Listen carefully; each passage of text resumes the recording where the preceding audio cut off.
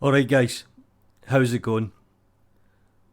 So when I made the last video, I actually noticed a lot of users struggling to install an add-on. Now I kind of took this for granted, to be honest. So today I'm actually going to show you some of the production workflows that I personally use. And I've made a couple of things that will hopefully make your life just a little bit easier.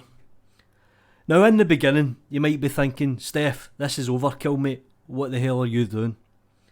But trust me, see in 4 or 5 months down the line, when you've got over 100 add-ons, keeping track of add-ons is pretty much fundamental. And it'll make your life so much easier. So what I'm going to do today is show you how to manage and download add-ons, how to install an add-on correctly, and if we have any problems, how to kind of problem solve. Now I've also made a free script that may or may not be of any use to you, but I'll talk you through it. So I'll use the Polyquilt add-on as a good example. So 9 times out of 10, when you come to GitHub, you just straight away go to clone or download, and you download the zip.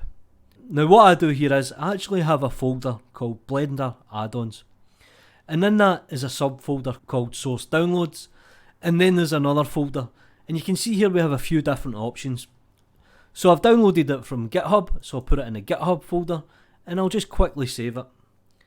The next thing I'll do is I'll come quickly to my database, and I'll add in the add-on name. So this is called Polyquilt. I'll give it a description, so it's a modelling tool. Now how many times have you downloaded an add-on and then 3 or 4 weeks later you forget where you've stored it? This is where I always put in the download URL. So you don't actually know how handy this can come in sometimes. I highly recommend you start getting into these habits.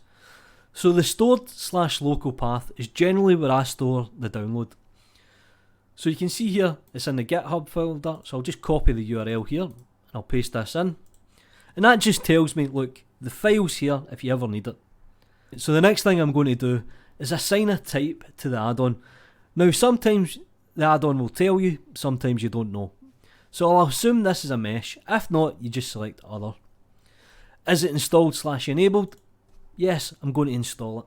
Now the database that I use is slightly different from what I've uploaded here, but you're more than welcome to it. I'll make the link available in the description down below. So I pretty much do this for every single add-on that I download. And I'm not just talking about Blender, Photoshop, Lightwave, Model, whatever application that you use. Start getting into the habit of actually referencing things. Now like I says, it's a little bit overkill in the beginning, but the quicker you get into the habit, the easier life will become. So let's take a look at installing this add-on. Now straight away, most people come to Edit, Preferences, they'll go straight to Add-ons and they'll go straight to Install. So the great thing about this workflow is, I actually know where I've stored the add-on. So if I go to Source Downloads, it'll be in GitHub, and it's called Polyquilt Master. Now this is a good example of what people were actually having trouble with. And I'll install the add-on. Now you'll notice down the bottom right that the add-on has installed. So when we go to look for it, it's not there.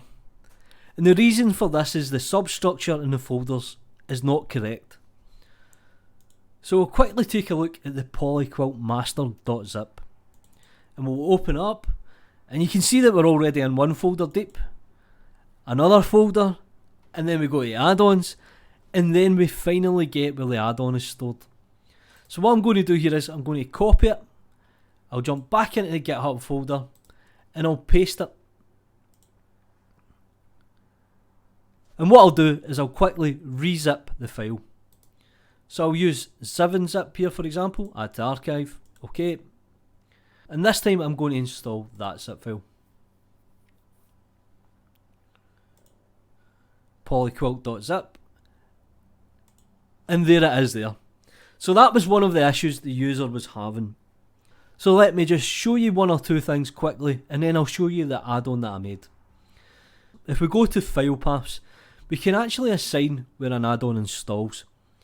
Now personally I recommend you just use the app data file, but if you want to be a little bit more precise, but you're more than entitled to put the add-ons anywhere that you want. The only thing is you might run into issues when they're trying to install. Now let me just show you one quick tip. Generally what I'll do is I'll create a shortcut to the Blender app data, and I'll put this in the add-on folders because I'm in and out all the time, and that means I can quickly jump into where I need to be. And the add-ons are installed in Blender, your version, script, add-ons, and that will show you all the add-ons that you actually have installed. Now like I mentioned, I actually made an add-on to help you guys out. So if I come to my scripts, you can see here, addondb.py. So I'm going to quickly install it here. So edit, preferences, add-ons, install, my scripts, add-on database, and I'll enable it here. Now what it does is nothing amazing, to be honest. If you jump into object, it actually adds in an add-on database, and it just lets you go to a URL. And that'll take me straight to my database.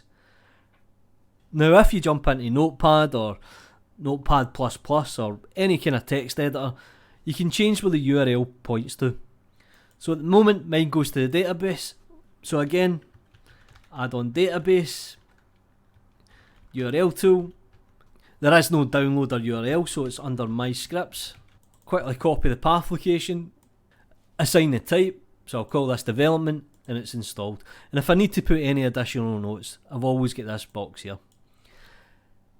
And that's how you install an add-on. Look guys, this may seem really complicated, but trust me, in 4 or 5 months down the line, you'll thank me. Do me a favour guys, I'll put everything on Gumroad for you to download. Links will be in the description down below. Like the video, subscribe to the channel if you haven't already. You know what to do. Follow me on Twitter, I've got no mates. Peace.